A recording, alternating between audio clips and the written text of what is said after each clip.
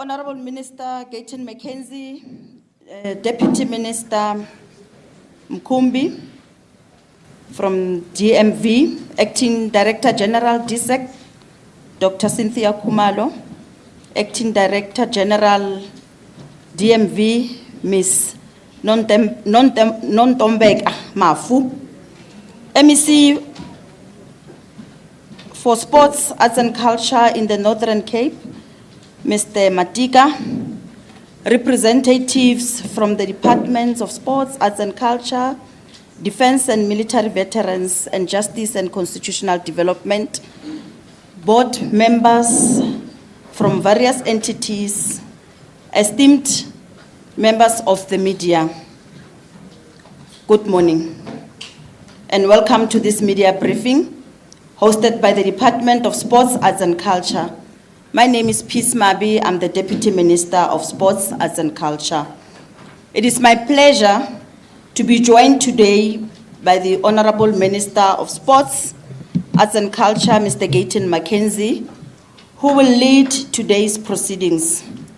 This briefing will focus on a significant partnership between the Department of Sports, Arts and Culture, the Department of Justice, Constitutional Development, and the Department of Defense and Military Veterans. Together, these departments are launching two pivotal initiatives: the Exile Repatriation Project, the reburial of Khoi and San ancestral human remains. At this point, I would like to invite Minister Mckenzie to deliver his remarks and provide further details on these initiatives. Following the Minister's address, we will open the floor for a question and answer session. I also want to welcome the King of the Khoi San. My humble apologies. Minister, over to you. Is your phone? Oh, sorry. Okay. Good morning, all colleagues, members of the media, and fellow South Africans. Today we gather not only to give an update, but to honor the memory of those whose dignity was stolen through centuries of injustice. The Department of Sport, Arts and Culture, together with our partners in justice and defense, is proud to announce two major national initiatives. One, the reburial of Khoi and San ancestral human remains. Two, the second phase of the Exile Repatriation Project, something that the Government of National Unity has made a priority. His Excellency, President Cyril Ramaphosa, is very clear that we have to bring back our heroes. These are not just projects for us. They are acts of justice, remembrance, and healing. They affirm our government's commitment to restore dignity, promote cultural restoration, and confront the painful legacy of apartheid. These initiatives are about rehumanization. They are spiritual, but most importantly, they are necessary. The first one, which is the reburial of Khoi and San ancestral human remains. And while I'm here, I must welcome one of our leaders in the Khoi and San community and fraternity, Chief Petrus Falboy, who has been fighting this fight for recognition to bring back the remains. And it gives me great joy today that a fight that he has been gallantly fighting is coming to the end through victory of all the people that you see here today. So for generations, the remains of South Africa's first people, the Khoi, San, and other indigenous groups were stolen from their graves. These ancestors were treated like objects and as objects. They were displayed in museums, studied in labs, and held in foreign institutions without consent or respect. We are correcting those injustices now. Key actions that we will be taking as the government of national unity: that we will have the reburial of 58 ancestral remains originating from the Northern Cape. Hence, I have my colleague, MEC Matika, here. This is being done in full consultation with the communities concerned.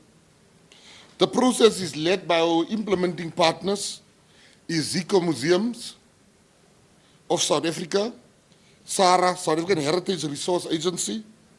It is guided by the Northern Cape Reburial Task Team, representing the Nama, Griqua, Korana, and San communities. What does reburial truly means? It is not just about returning the remains to the soil. It is about restoring dignity. It's about fulfilling cultural and spiritual obligations. It's about healing the deep wounds of dispossession and, most importantly, historical erasure. International cooperation. We are in active talks with the Hunterian Museum at the University of Glasgow to return more Khoi and San remains. Our people are all over the world, and this government is caring enough to say, go get the remains of our people. We call on all institutions, both here and abroad, to engage in honest and active-driven processes of restitution and repatriation. 2, the Exile Repatriation Project Phase 2. As you know, last year we brought back Duma Nokwe, Bethel February, Memu Posho, Tot Machikitsa. We brought back 45 of our heroes. And that program is continuing with the instruction from the government that it should be sped up. This program is phase 2. Thousands of our people went into exile during the liberation struggle.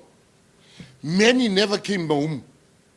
Some died unknown, buried in unmarked graves, without their families having the chance to mourn. Why does this matter? The Exile Repatriation Project is about bringing our freedom fighters home.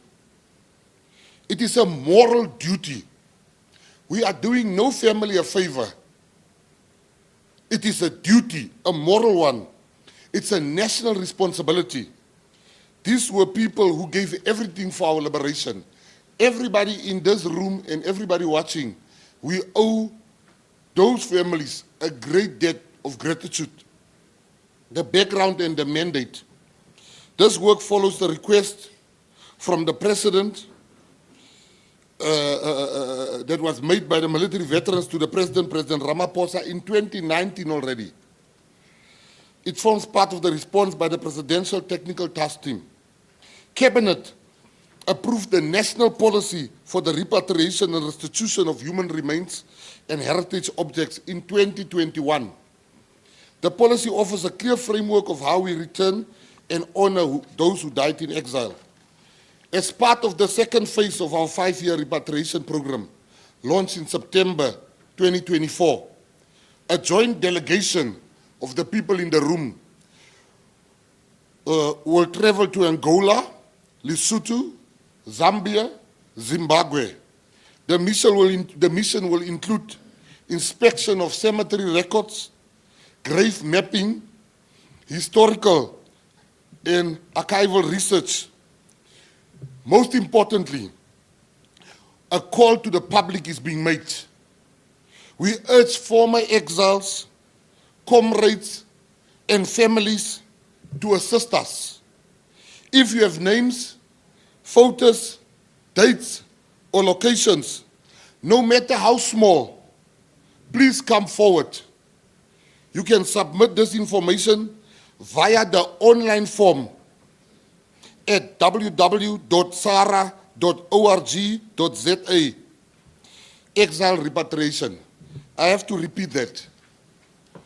We call on the public, if you have got a family member that went into exile, this is not a paper exercise for us.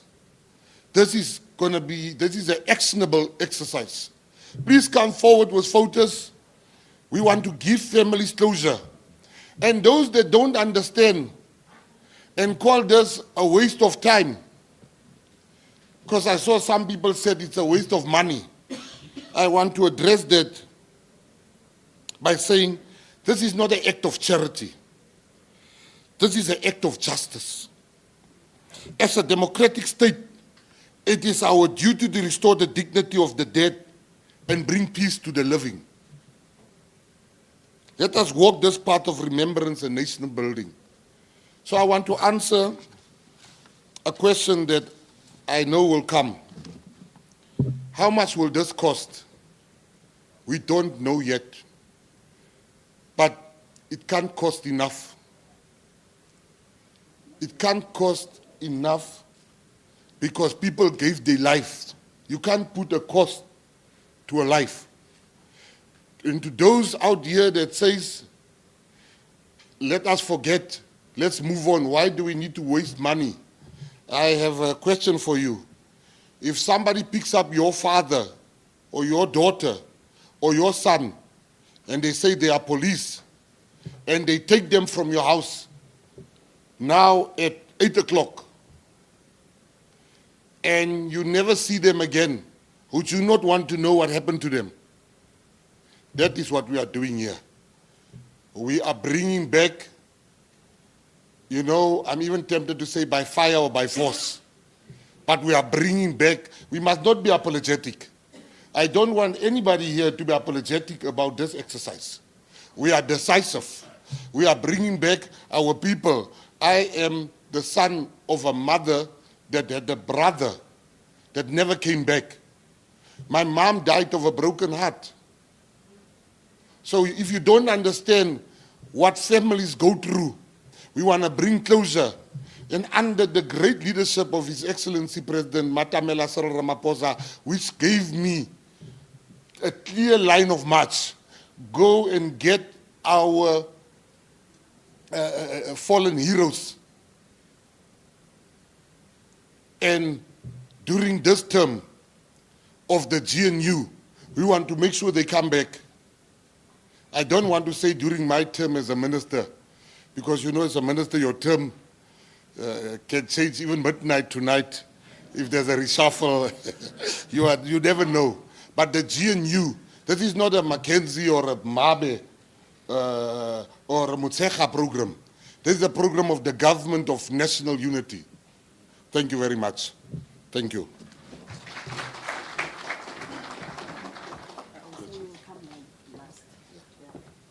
Thank you very much, Minister. I will now open the floor for questions and answers. Please introduce yourselves and the media house that you are representing. Can I also be advised if are there any media houses online?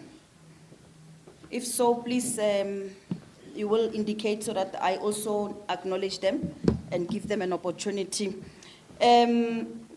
Leaders from entities will also assist in responding to questions, and the minister will come last to give response to questions directed to him and give us a way forward.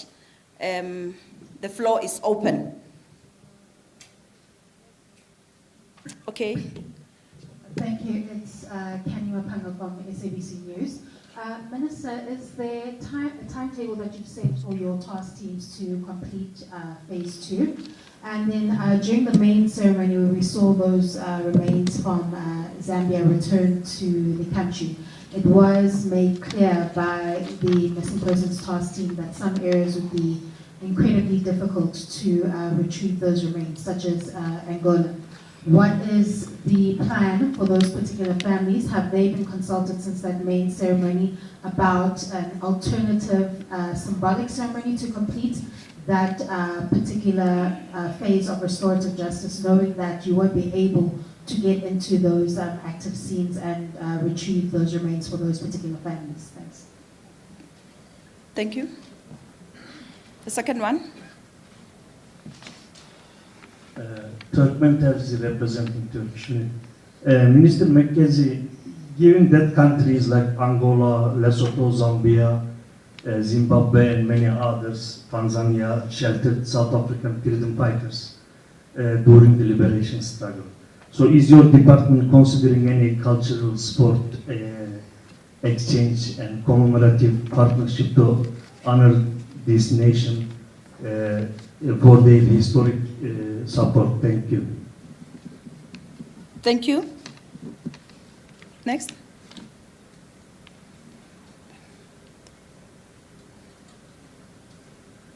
Okay. All right. I want to invite Ntate Ndima. Ntate Ndima. Director Ndima, please come forward just to come give us a quick background on timeframes and other logistics involved in undertaking the second phase. And maybe we allow for further questions and invite the minister to come and give us a way forward. Thank you very much, Deputy Minister. Just to say that the reason why the Minister is making this announcement is to reach out to the families out there to start cooperating with us as we look for this information.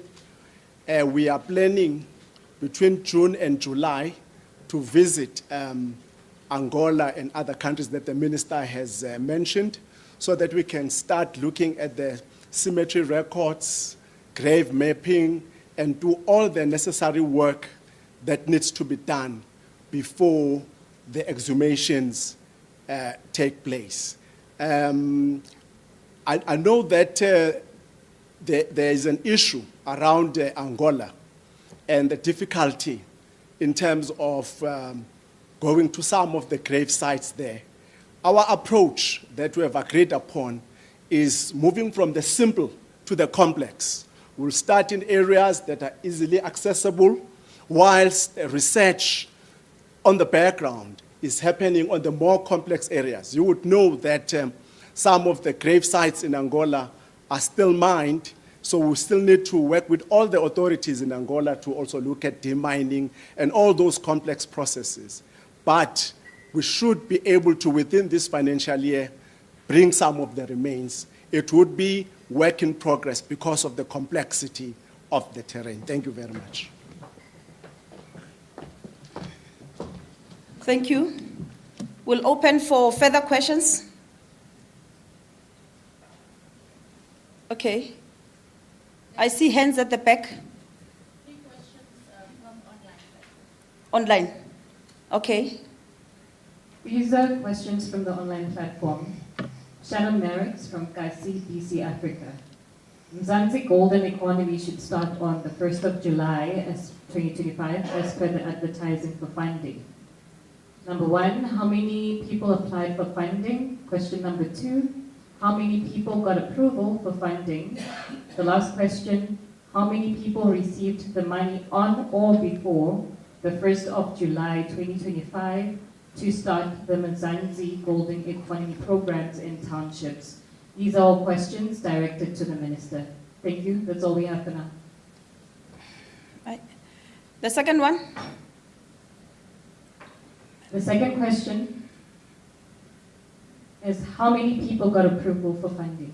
Oh, okay, it's fine. I thought they said there were 3 questions. Yes, these are all 3 questions from Okay. one journalist. All right. And we're not discussing Mzansi Golden Economy today. I thought we'll be very sensitive and respect the subject matter, but it's entirely up to the minister if he would want to respond to that. Mzansi Golden Economy, it's another program within the department, and if members of the media have interest on this matter, we can reconvene like this and give you a detailed report on Mzansi Golden Economy. Can we proceed? Are there any other questions?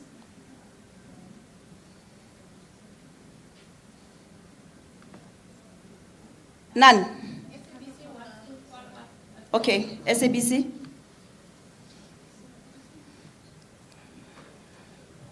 Sorry, Minister, I also wanted to check. I see that the plan is to still go and consult in those various areas where there are remains, but we know that the NPA has a team, a missing persons task team that is dedicated for years towards this cause. Have you consulted with that task team led by Madeleine Fullard, and what information do you have from that task team before embarking on these various missions without consulting yet with the NPA as to what cases that they actually still have pending that they're still looking for as we speak today?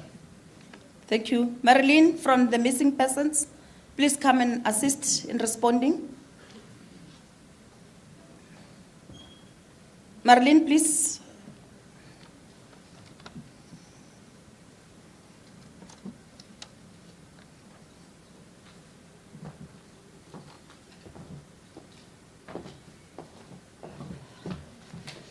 Good morning. Yes, the Missing Persons Task Team and the NPA, the National Prosecuting Authority, is a core part of the technical team working on this project. We delegate tasks. We all have areas of expertise, some in research, some in planning the forensic work and the recovery. For example, in Angola, we have worked on compiling a database of 400 names, and we work together with that with SARA, and we jointly discuss the practicalities of planning the first, what we call phase 2, which is grave mapping, that is going to take place in Angola shortly. And we are beginning the process of consulting with families. We have made contact with about a quarter of the families whose loved ones are believed to have died in Angola. So the program is well advanced, and we are one technical team working together. Thank you. Thank you very much, Marlies. I will now take this opportunity and, of course, invite the Minister to come respond to questions directed to him and give us a way forward. And hopefully, after the Minister has spoken, we will then call it off. Thanks, Minister. Thank you very much. Let me start with the bad one. The journalist that asked about Mzansi golden economy is very lost. There's a time for that. You must read and understand what is the topic. The topic today is a very sensitive matter. It's got nothing to do with what he asked. SABC asked a very good question regarding the issue of time frames. We have been instructed by the President to make sure that when our term, the term of the GNU ends, to make sure that we have brought back and brought closure to the families. So for us, it's a race against the clock. We leave no stone unturned. You also further ask, did we go back to the families? We've never left the families for a better explanation. We are constantly speaking to them, getting information. Hence today, we're asking for much more information. Then the families are being kept up to date of what is happening. We also have something called spiritual repatriation, where the families go to the graves or the site where death has happened, and at times they spiritually repatriate the remains of their family members. In Angola, as you've heard, to show you how serious we are, in Angola, we had a place that we couldn't access, places we couldn't access due to landmines. We are now speaking to a company in Australia that has that technology. So we are even willing to go to the extent of going through landmines to retrieve and bring closure to our people. That's how serious we are. Lastly, the question that was asked about the cultural exchange with Zimbabwe, Angola, and those countries that has hosted and cared for our leaders. Our cultural exchange with those countries is not dependent on them having hosted our leaders. We are from, the DM is just from Zimbabwe a week ago, I think, for a program we're working together on. I am going to Angola with the president to go and open a house that used to house our leaders there and turn it into a house for abused women. So our relationship with the countries is sacrosanct. We have a bond with those countries, and it's a bond that we intend to strengthen. Thank you very much. I don't know, is there any other question I left out? Oh, and the last one about Madeline and the Missing Persons Task Team. The Missing Persons Task Team. We don't do this as a department alone. The Department of Justice is part of this. Military veterans is part of this. This is not, look at us, projects. This is our project. We work together. In fact, we are latecomers to this project. The people have been working very hard, like Sarah. All our, I'm a latecomer to this project. I just came to give impetus to it and push. But people have been working, and we are now giving them that support. So, to answer that question, we work in tandem, hand in hand. We sit in one meetings, we discuss, and we do that. In 2010, if I can just add this, in 2010, we brought Troy and Klaas Pienaar from Australia, Khoi and San leaders. In 2002, we brought Sarah Bartman from France. And the president felt that we should prioritize all races, because in death we are all the same. Thank you very much.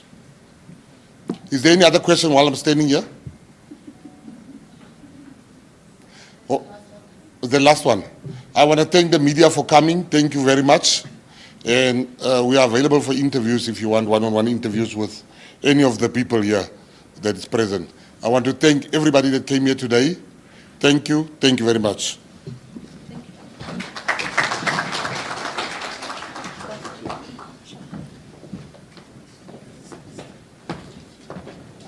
Thank you. We've come to the end of our program.